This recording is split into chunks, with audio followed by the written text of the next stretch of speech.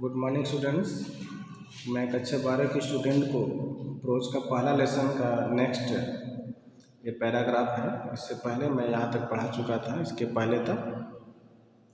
तो the last lesson chapter का नाम है, इसे ध्यान से देखें।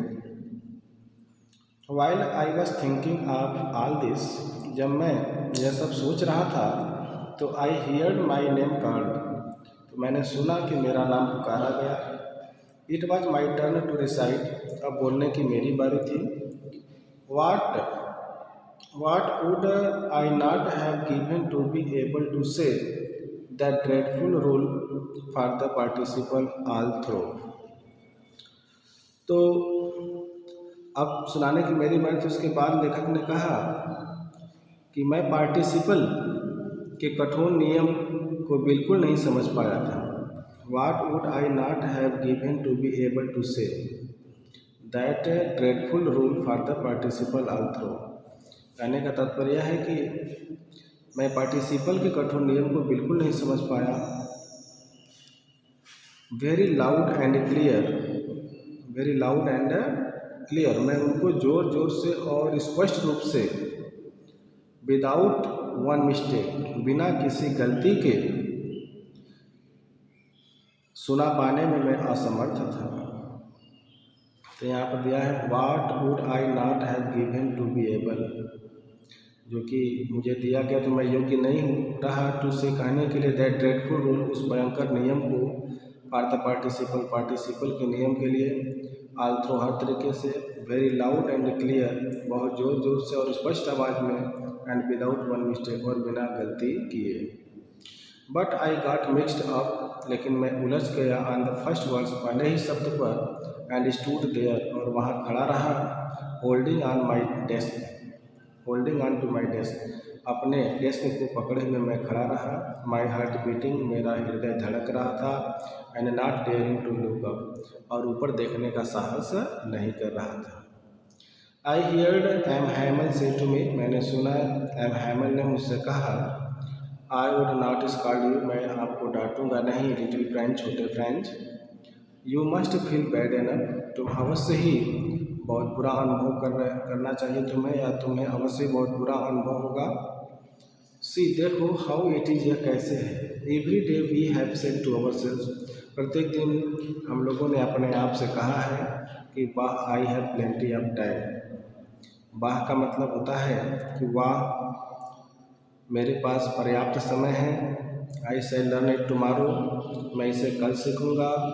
एंड नाउ यू सी, और अब तुम देखते हो, where we have come out, के अब हम कहाँ आकर पहुँच गए हैं। अरे that is the great trouble with Alsace, अरे वह बहुत बड़ी समस्या है अल्सास के साथ। She puts up learning till tomorrow, वह उसे टाल देती हैं कल तक के सीखने के लिए। नाउ दोज फेलोज, अब वे साथी, आउट जो बाहर हैं, there will have the right to say, अब उन्हें कहने का अधिकार होगा, टू यू, आपसे कहने का अधिकार होगा कि हाउ इट इज़, यह कैसे है। यू प्रिटेंडेड, तुम बहाना बनाते हो, to be French man, French या फ्रांसीसी होने का तुम बहाना बनाते हो। एंड येट, और फिर भी, यू कैन नाइदर स्पीक, फिर भी तुम न तो बोल सकते हो, ना राइट योर ओन, न तो अपने से लिख सकते हो, लैंग्वेज, न तो तुम अपनी भाषा को लिख सकते हो। But you are not the worst, लेकिन तुम सबसे बुरे नहीं हो। पुअर लिटिल फ्रेंच, बेचारे छोटे French. We have all a great day to reproach ourselves with, कहने का मतलब, लेकिन हम सबको अपने ही कार्यों को ठीक करना होगा। We have all a great reproach ourselves with, reproach का तात्पर्य होता है धिक्कारना, तो हम सभी को बहुत ज़्यादा अपने आप को ही धिक्कारना होगा। इसके आगे देखिए, your parents were not एनेक्सियस enough, आपके माता पिता बहुत अधिक चिंतित नहीं थे, टू हैव यू लर्न, तुम्हें सिखाने के लिए।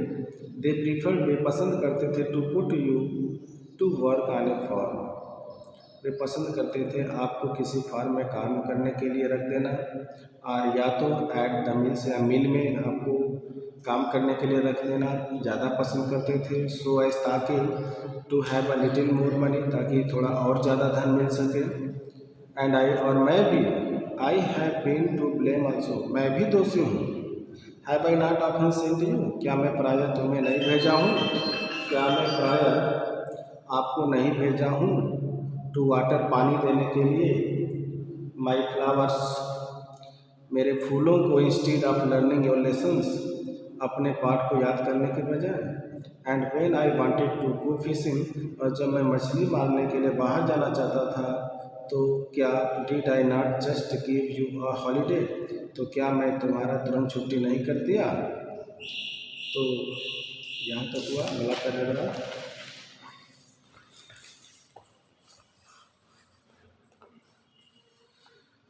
देन तब from one thing to another, from one thing, एक चीज़ से लेकर टू अनदर, दूसरी चीज़ तक। M Hamel went on to talk, M Hamel जारी रखे बात करना। ऑफ द फ्रेंच लैंग्वेज, फ्रांसीसी भाषा का बात करना जारी रखे। सेइंग, कहते हुए, दैट कि it was the most beautiful language in the world, कि यह दुनिया में सबसे सुंदर भाषाओं में से था। द क्लियरेस्ट, सबसे स्पष्ट। द मोस्ट लॉजिकल, सबसे अधिक युक्ति युक्त था। दैट कि we must guard it among us, कि इसे हम अपने बीच में अवश्य इसका निरीक्षण करना चाहिए। एंड नेवर फॉरगेट इट, और इसे कभी भूलना नहीं चाहिए।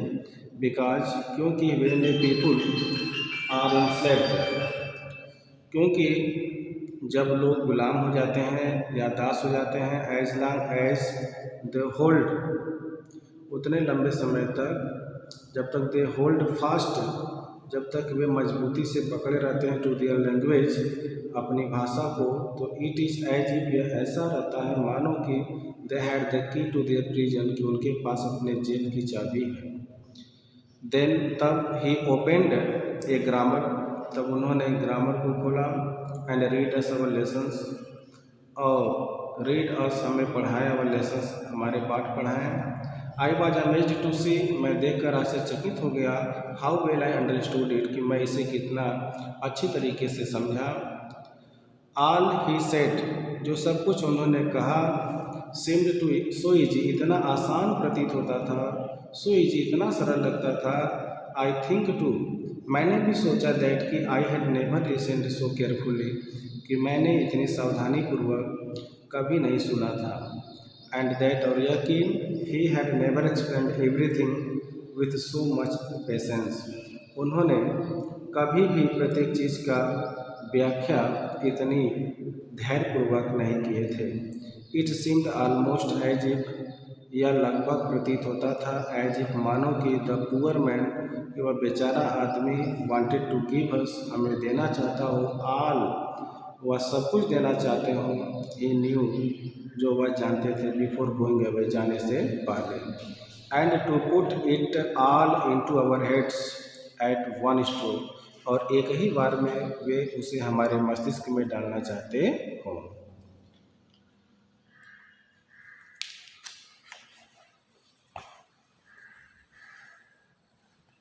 इसके बाद